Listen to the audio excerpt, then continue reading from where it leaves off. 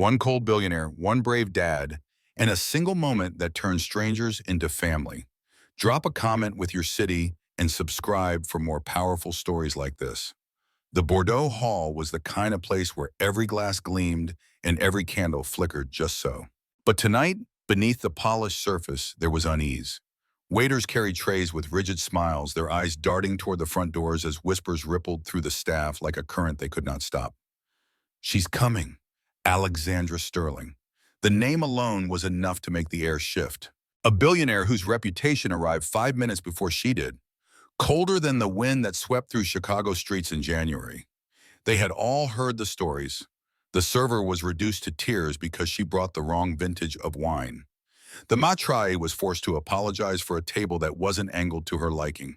The kitchen staff was working in silence after a single glare cut through their chatter like glass. Nobody wanted to face her tonight. Nobody wanted to be the one who bore the brunt of her impatience, her disdain, her carefully sharpened words. At one end of the dining room, a young hostess clutched her reservation book with white knuckles. "Do you think she'll notice if I disappear to the back for a while?" she whispered to the bartender, who only gave a nervous half-smile in return around them. The restaurant buzzed, but not with the warm hum of a Friday night crowd. This was tension disguised as activity. Glasses polished twice, forks adjusted, menu straightened for the third time in as many minutes. Every sound seemed amplified, every detail sharpened in anticipation of her arrival. And then the doors opened. Alexandra Sterling stepped inside like she owned not just the restaurant, but the very air within it. Her heels clicked against the marble floor in a rhythm that demanded attention. A black coat, tailored within an inch of perfection, framed her tall figure. Her eyes, cool and assessing, scanned the room with the precision of someone accustomed to command. Conversation faltered. Waiters suddenly found urgent reasons to retreat to the kitchen. Even the music from the pianist seemed to soften, as if the notes themselves bowed to her presence. She paused near the entrance, removing her gloves with measured elegance, her voice carrying easily across the hush. "I despise being kept waiting," she said, not to anyone in particular, but to everyone at once. The words landed heavy, slicing through the room with the authority of a verdict already decided. The hostess hurried forward, her practiced smile trembling at the edges around her. Staff exchanged glances filled with silent dread. This was the dance they knew all too well. An evening with Alexandra Sterling meant walking a tightrope stretched thin between perfection and disaster. And as Alexandra moved deeper into Bordeaux Hall, the atmosphere followed her like a tide, leaving in its wake a silence thick with apprehension in the far corner of Bordeaux Hall, away from the glitter of the chandelier and the sharp rustle of designer coats. "Matthew?" Colin sat quietly at his table. He didn't belong here, not really, and he knew it. His shirt was clean but plain, pressed as best he could manage after a long day's work. The shoes on his feet had seen better years, polished just enough to pass in this elegant setting. To anyone else in the room, he might have looked out of place, a man from a different world seated among Chicago's elite. But Matthew was used to that feeling. At 39, he carried himself with the quiet strength of someone who had learned not to measure his worth by the cut of his suit or the thickness of his wallet. His worth was measured in bedtime stories read to a 9-year-old girl and packed lunches scribbled with little notes, in the steady rhythm of a man who kept going no matter how heavy the days became. His daughter Lily was everything. And tonight, even though she wasn't with him, Matthew thought of her with every passing moment. The invitation had come from Brian, an old friend who had long since left their neighborhood behind for corporate consulting. Brian had insisted that Matthew needed to put himself out there to shake hands with people who might open doors to something better. "You've got the skills, Matt," Brian had said over coffee one morning. "People need to see that. You just need the right room." Matthew wasn't convinced. Rooms like this made him uneasy. The prices on the menu alone were more than what he spent on groceries in a week. He had arrived early, 15 minutes ahead of time, because that's what he did. Always early, always careful, sitting there. He glanced at the glass of water in front of him, untouched, as if afraid that even lifting it to his lips would mark him as clumsy among the crystal and silver. He told himself he was here for Lily, just as he told himself every time he stretched beyond his comfort. If Brian was right, if meeting the right person could mean steadier work, better pay, maybe even a path out of the constant worry about rent and school shoes, then the discomfort would be worth it. Because Lily deserved more than patched up sneakers and nights where her father came home too tired to do anything but heat leftovers. Yet, as Matthew looked around the restaurant with its velvet drapes and perfectly folded napkins, he felt the weight of eyes that weren't even looking at him. He imagined what they might see: a maintenance man in a world built for people who own skyscrapers, not fix the elevators inside them. He exhaled slowly, steadying himself. He had faced worse hospitals, funeral homes, conversations where he had to explain to a little girl why her mother wasn't coming back. Compared to that, a room full of polished strangers couldn't break him. Still, he shifted in his seat, listening to the whispers about Alexandra Sterling's arrival. He didn't know her, not beyond the name that seemed to turn the air electric, but he understood fear in people's voices, and he could hear it now in the waitstaff moving nervously across the floor. He caught the glance of a young waiter, pale and tense, rushing past, and for a brief second their eyes met. One man carrying a tray, the other carrying the weight of a different kind of life. Matthew offered a small, steady smile, the kind of gesture he gave Lily when she was nervous before a test at school. It was all he knew how to do: face the world with calm, even when everything around him shook. He didn't realize yet that calm was exactly what the storm at the front door was about to collide with. The hush that had swept through Bordeaux Hall when Alexandra Sterling entered lingered like smoke, wrapping around every table and every breath. Matthew felt it even in his corner. The way conversations shrank to whispers, the way silverware no longer clinked against porcelain. It was as if the whole restaurant was holding itself rigid, waiting to see who would dare move when she walked past. He had just begun to steady his own nerves when he realized the storm was headed directly toward him. Her heels struck the marble like a gavel as she crossed the room, her gaze cold and exacting, each step making staff scatter further. The hostess trailed behind, visibly trembling, murmuring about reservations. But Alexandra brushed her aside with a flick of her hand. She stopped at Matthew's table, her eyes narrowing as if measuring and dismissing him all in the same glance. "This is where you seated me," she said, her voice carrying to every corner of the room. "No one in this place is worthy of sharing a table with me." The words weren't just a complaint. They were a verdict, cast loud enough for the waiters pressed against the walls to hear, for the diners who had frozen mid-bite to swallow uneasily. Matthew lifted his eyes, calm and steady. He had spent years looking into storms, some emotional, some financial, some that came in the form of a daughter asking impossible questions about why life had to be so unfair. This was just another storm, only louder, dressed in silk and diamonds. He folded his hands on the table, his voice even, without an edge. "I don't think that's true," he said quietly, though his words carried farther than he expected. "Everyone here deserves to be treated with respect." The silence that followed was immediate and sharp. A fork clattered somewhere across the room and then nothing. No cough, no shuffle of feet, not even the pianist daring to touch the keys. Every eye swung toward the corner table where a man in a plain shirt had just spoken words no one else would have dared to say. Alexandra's expression faltered just for a heartbeat. She was used to apologies, to hasty corrections, to people scrambling to fix her displeasure before it turned into something worse.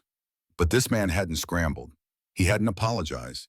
He had simply met her stare and reminded her without flinching of a truth she had long ago buried beneath layers of control and wealth. Her lips curved into something caught between disdain and intrigue. She leaned slightly closer, her tone dipped in ice. "Do you have any idea who you're speaking to?" Matthew's answer was simple, his gaze unwavering. "Yes, but I also know it doesn't change the way people should be treated."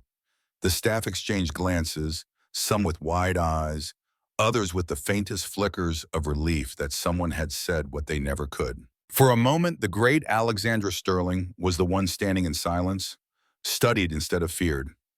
Matthew didn't move, didn't fidget, didn't look away. Years of raising Lily alone had carved patience into his bones, teaching him how to stand steady while the world threatened to collapse. Now, in this polished hall of chandeliers and whispers, that patience was the only thing keeping the air from shattering. The tension was thick, almost unbearable. Yet beneath it was something else. an unspoken shift for the first time in a very long while. Alexandra Sterling was not the one dictating the terms of the evening. She had been challenged, not with arrogance, but with quiet dignity. And everyone in Bordeaux Hall could feel that something extraordinary had just begun. Alexandra held his gaze a moment longer, her expression sharpened like glass. Then, with the kind of deliberate grace that always placed her in control, she pulled out the chair across from Matthew and sat down. The room seemed to exhale, but the silence lingered, every ear still tuned to the corner table. She set her gloves neatly beside her plate, her tone cool, measured, each word chosen like a chess move.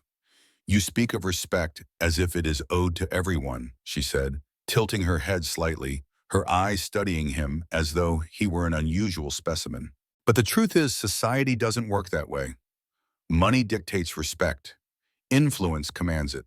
Without those things, people are invisible. Surely you've noticed." Matthew let the words settle between them, his calm unbroken. He had noticed, of course. He had. He had lived it. Walking into offices where no one met his eyes, standing in grocery lines where people in suits glanced past him like he wasn't there. But he also knew that yielding to that belief meant giving it power.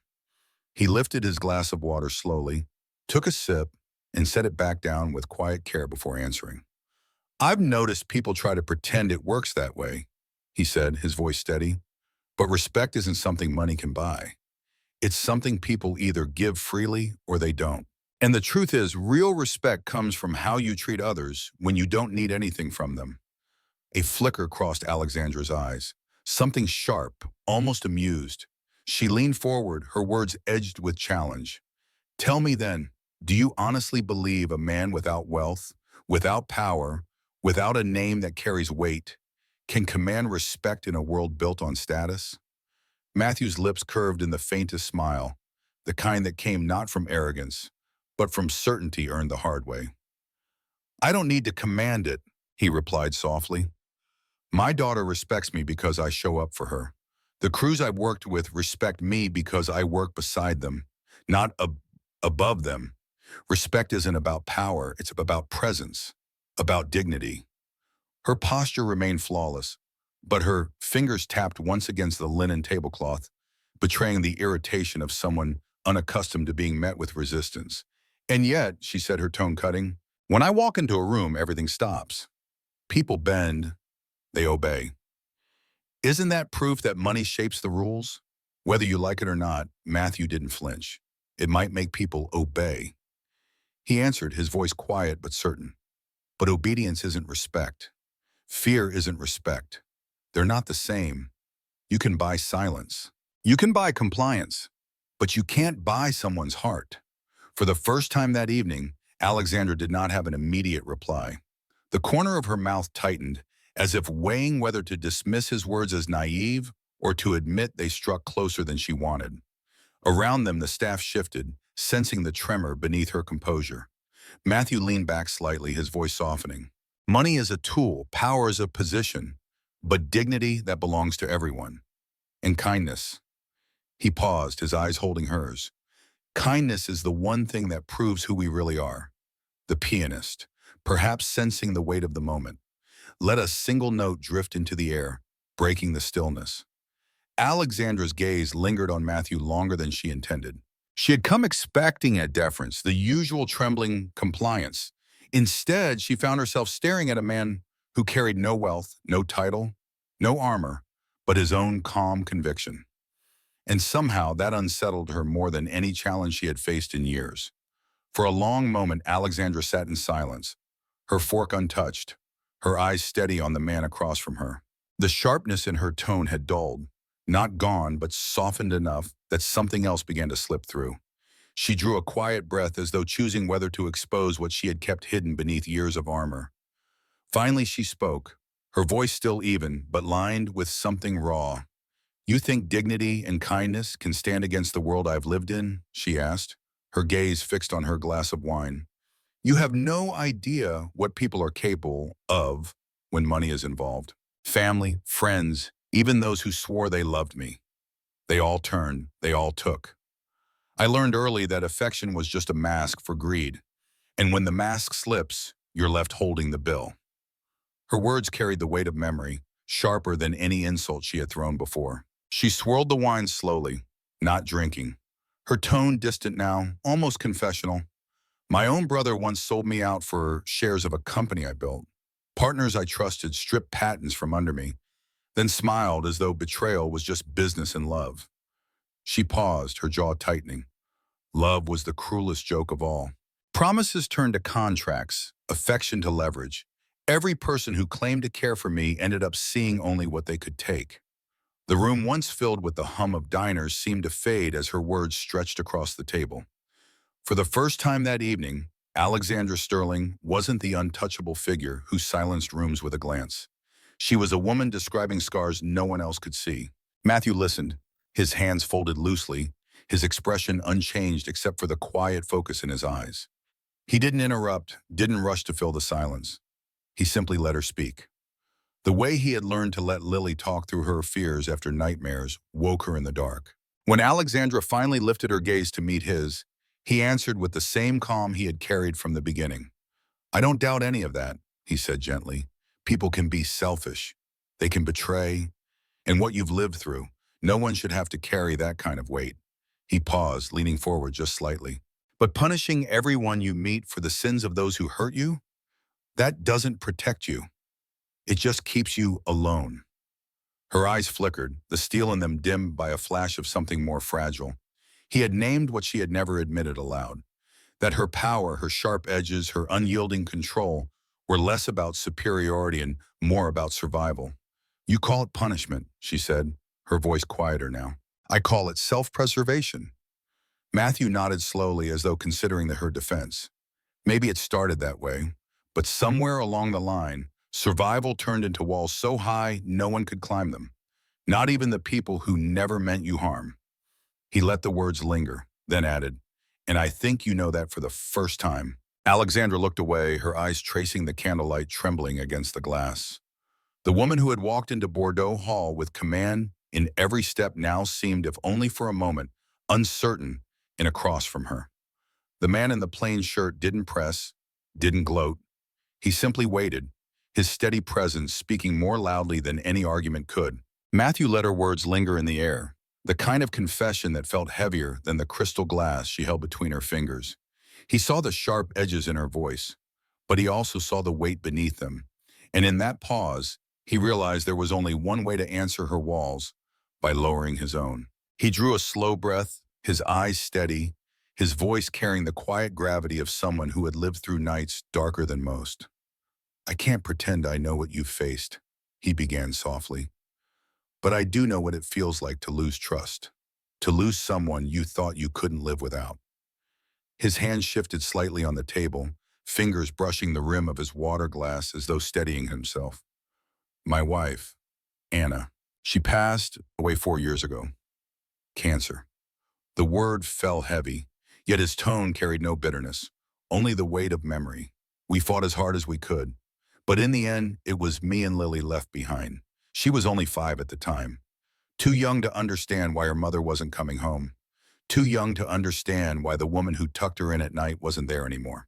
Alexandra's eyes flickered, her usual composure interrupted by the rawness of his words.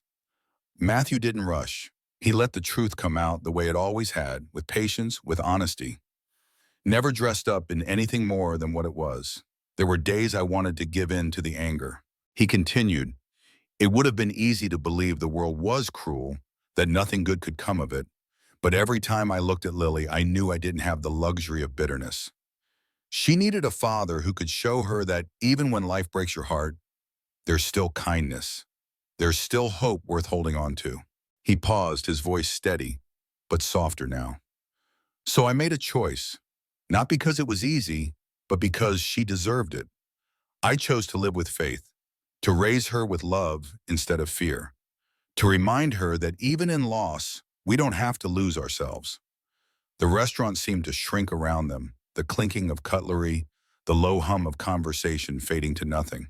Alexandra, who had spent years silencing others, now found herself silenced, not by force, but by the quiet power of someone who had endured and refused to let grief turn him bitter.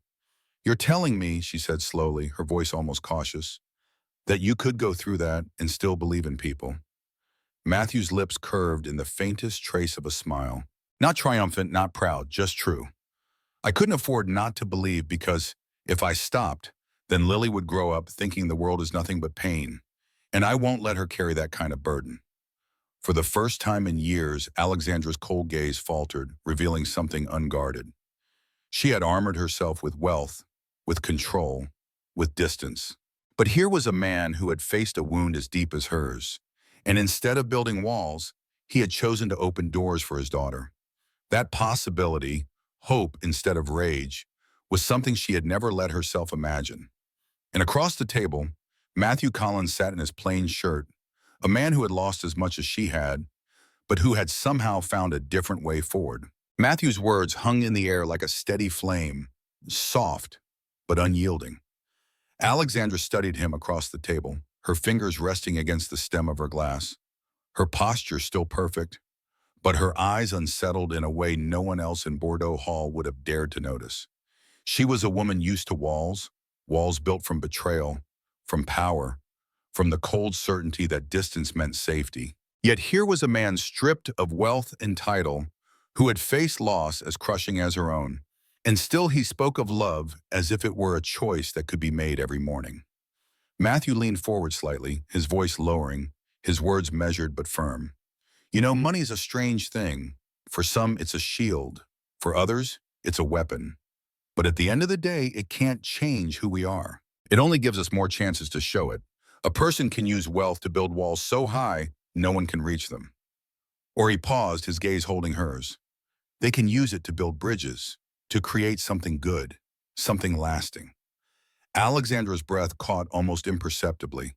She had spent her life convinced that every dollar was another brick in her fortress, another layer of insulation against those who would take advantage. But bridges, that word cut differently. Matthew continued, his tone steady, almost conversational, but carrying a conviction that pressed against the armor she wore. And pain works the same way. When life breaks you, you can let it harden you. You can decide to hurt others before they get the chance to hurt you. Or you can take that pain and choose to do the opposite. Choose to make sure no one else has to feel what you felt. The table between them seemed to disappear.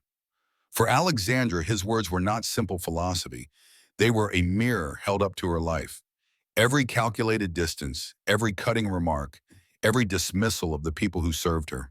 It all flashed through her mind, not as strength, but as evidence of how thoroughly she had let the past dictate her present. She tried to answer, to summon the icy retort that had carried her through boardrooms and negotiations, but the words slipped away before they reached her lips instead. She found herself quiet, listening. Matthew's expression softened, his voice gentler now. We can't control what's been done to us, but we can control who we become because of it. That's where the choice is. For the first time in years, Alexandra felt the ground shift beneath her certainty. She had built an empire on control, on never allowing herself to be vulnerable again. But sitting here across from a man who had endured his own losses and refused to let bitterness rule him, she felt something she hadn't allowed herself to feel in decades. Doubt that her way had truly protected her, doubt that her walls had given her anything more than loneliness. The dining room around them stirred back to life, hushed conversations returning, waiters moving cautiously. Yet at that table in the corner, it was as though time had stilled Alexandra Sterling. The woman whose presence could silence a room sat in silence herself, turning over words that had pierced deeper than any challenge thrown at her in a boardroom. And Matthew, steady and unpretentious, simply waited. He wasn't trying to win. He wasn't trying to impress. He was offering her something rarer than wealth, rarer than power, an invitation to believe that even the broken pieces of life could be remade into something whole again. When the dinner ended, there was no dramatic farewell, no grand gesture. Alexandra simply stood, adjusted her coat, and gave Matthew a look that lingered longer than she intended. He rose politely, offering a nod, and for the first time in years, she left a room not entirely certain she had been the one in control. That uncertainty followed her home. It echoed in the stillness of her penthouse, in the quiet hum of an elevator that carried her to floors no one else could reach. Yet in the silence, she found herself replaying his words, his steady tone, the calm that had disarmed her more effectively than fear ever could. A few days later, a message arrived on Matthew's phone. Short, formal, a thank you for his time. But when he replied, equally brief, equally polite, it opened a door neither of them expected. One message became another. Soon their exchanges drifted from polite acknowledgments into conversations about work, about parenting, about the small, ordinary moments that shaped their days. For Matthew, it was surprising to find that beneath Alexandra's carefully polished exterior, there was someone curious, someone who asked questions not just to control a narrative, but because she wanted to understand. For Alexandra, it was startling to discover that Matthew never asked for anything. No favors, no opportunities, no advantages. He simply spoke with honesty, offering glimpses of a life lived with purpose, even without wealth. Weeks passed, and what began as courtesy grew into friendship. Alexander suggested a visit, tentative, cautious, as though unsure how her presence would be received. And so one Saturday afternoon, her sleek black car rolled down the narrow streets of Chicago's South Side, far from the polished marble she was used to. She stepped out in her tailored coat. Suddenly aware of how out of place she looked against the rows of modest apartments, Matthew met her at the door, his smile easy, his manner as unshaken as ever. But it was Lily who broke the moment wide open. The little girl came bounding to the doorway, her hair in loose braids, eyes bright with curiosity. "Are you the lady Dad had dinner with?" she asked without hesitation, her voice clear, her innocence cutting straight through Alexandra's defenses. Alexandra froze, caught off guard by the directness only a child could bring. She expected judgment or awe or the kind of hesitation adults carried when they recognized her name. But Lily's gaze held none of that. It was simply a child's question, wrapped in curiosity, unclouded by anything else. Something in Alexandra's chest tightened, a feeling she hadn't allowed in years. "Yes," she managed softly, her voice lacking its usual edge. "Yes, I am," Lily grinned, the kind of smile that reached her eyes without effort. "Do you like pancakes? Dad burns them, but I can make shapes." The laugh that slipped from Alexandra was genuine, unguarded, surprising even to herself. In that moment, the billionaire who silenced boardrooms found herself disarmed by a 9-year-old's invitation. She stepped inside the apartment, noticing the mismatched furniture, the toys scattered across the floor, the warmth that filled the small space. It was not luxury, but it was home. And as the afternoon unfolded with Lily showing off her drawings, Matthew making coffee in a chipped mug, and Alexandra listening more than she spoke, something shifted. For the first time in years, she felt the faint stirrings of belonging. Not because of her wealth, but because of the simple way they welcomed her in. The first visit turned into another, then another, until Alexandra's sleek car parked outside Matthew's building became a familiar sight. At first, she arrived with hesitation, unsure whether she belonged in their modest world. But slowly, the walls she had carried for decades began to bend. She found herself slipping into their routines, not as a guest of honor, but as someone simply welcome. On Saturdays, she joined them at the neighborhood market. It was a far cry from the private deliveries she was used to. Aisles crowded, prices scrolled on cardboard signs. But she discovered something strangely freeing about choosing apples beside Matthew, listening to Lily chatter about which ones were best for pie. Alexandra carried the bags herself, the weight in her hands oddly grounding. Sunday afternoons meant walks in the park. Lily darted ahead, her laughter spilling into the crisp Chicago air, while Matthew and Alexandra walked side by side, their conversation meandering between small talk and the deeper threads that bound them closer each time. Alexandra caught herself watching the easy way Matthew listened, how he never filled silence with words just to prove something. It was the kind of attention she hadn't known she craved. Evenings brought the kitchen alive. Matthew would set out the basics, flour, eggs, milk, and Lily would declare herself sous chef Alexandra in a silk blouse instead of an apron, rolled up her sleeves and joined in. It was clumsy at first, her manicured nails dusted with flour, her laughter quick and surprised when batter splattered across the counter, but Lily beamed at her, eyes wide with admiration. And suddenly, Alexandra felt lighter than she had in years. One morning, while Matthew fumbled with the skillet, Lily tugged at Alexandra's sleeve and whispered with conspiratorial pride, "Miss Alex makes the best pancakes ever." The words landed with unexpected force. Alexandra had closed billion-dollar deals, earned headlines, commanded rooms full of power brokers, yet nothing had ever warmed her the way that simple declaration did. She laughed then, really laughed, without calculation, without restraint. It startled even Matthew, who glanced at her as if witnessing a side of her he hadn't thought possible. Over time, Lily's nickname stuck. Miss Alex wasn't a title of wealth or power. It was a child's gift of belonging, one that Alexandra accepted with a softness she no longer tried to hide. She found herself looking forward to the evenings filled with school projects spread across the table, to grocery lists scribbled in Lily's handwriting, to the ordinary rhythm of life that money had never been able to buy. For the first time in decades, Alexandra Sterling wasn't defined by her empire or her reputation. She was simply a woman welcomed into a home, invited to share meals, laughter, and moments that mattered far more than her polished office towers. And as she sat at that worn wooden table, flowers still on her hands, Lily's praise echoing in her heart, Alexandra felt a truth she hadn't dared to believe. Happiness wasn't something to conquer. It was something to receive. It happened on a rainy evening, the kind when the city outside seemed to fold into itself. Lights blurred through street, thunder grumbling low above Chicago's skyline in Matthew's small apartment. The power flickered once, twice, and then everything went dark.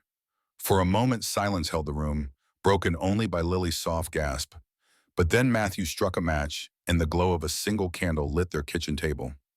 Soon 3 candles flickered together, shadows dancing gently against the walls. The 3 of them gathered close.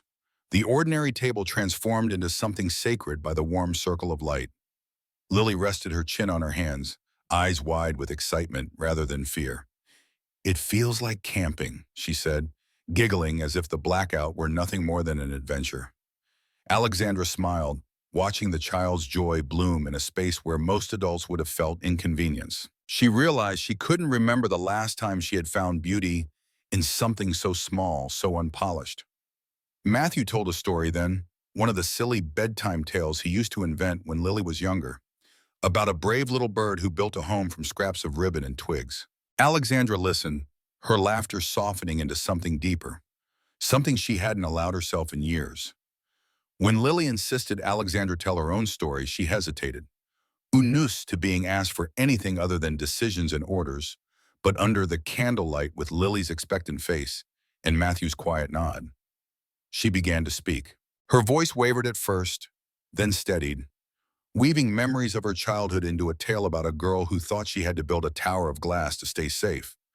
Lily listened intently, and when the story ended, she leaned closer, whispering with complete sincerity, "If Miss Alex stayed here all the time, that would be so much fun." The words fell with the weight of innocence. Simple, but profound. Alexandra's breath caught. She turned toward Matthew, her eyes no longer the polished steel of a woman who ruled boardrooms, but the vulnerable gaze of someone who longed for something she had never dared to ask for. He met her look steady and calm, and in that silence, her truth slipped free. "Maybe it's time I stopped living in that tower," she said softly. The words hung between them, fragile but real, a confession and a choice all at once. Matthew reached across the table, his roughened hand finding hers, their fingers intertwined, not with the drama of a proposal, but with the quiet certainty of 2 people who had already chosen each other through every shared meal, every laugh, every ordinary day. Lily looked at them and grinned as if she had been waiting for this moment all along. "Does this mean we're a real family now?" Alexandra laughed through the tears she no longer hid, her answer woven into the warmth of that candlelit room. And in that moment, the woman who had once lived in a tower of glass felt for the first time the strength of walls built not from money or power, but from love. The next morning, the rain had lifted, leaving the city washed clean together. They walked Lily to school. Alexandra's hand joined with Matthew's, their steps falling in rhythm while Lily skipped ahead, chattering about her art project. The sidewalks glistened, the air crisp. What if I invited you to pause and reflect on the core of Alexandra and Matthew's encounter in this story? What do you observe about how a single act of quiet defiance, standing firm against rudeness, unravels layers of isolation, transforming a billionaire's armored heart into one open to vulnerability and connection. Might this illuminate a profound truth about empathy and resilience, where true strength lies not in power or wealth, but in choosing kindness amid pain, bridging divides that bitterness has built? Consider, in your own experiences, have you ever felt the sting of being overlooked or hardened by betrayal like Alexandra? Or stood steady through loss like Matthew, only to discover that sharing scars fosters deeper bonds? What emotions arise when you envision Lily's innocent welcome melting walls, reminding us that simple gestures of dignity can heal wounds we thought permanent? Could this teach us that life's most valuable lesson is embracing humanity over hierarchy, recognizing that everyone carries unseen burdens, and extending grace not only redeems others, but redeems ourselves, turning strangers into family? Now imagine crafting a heartfelt message drawing from these insights.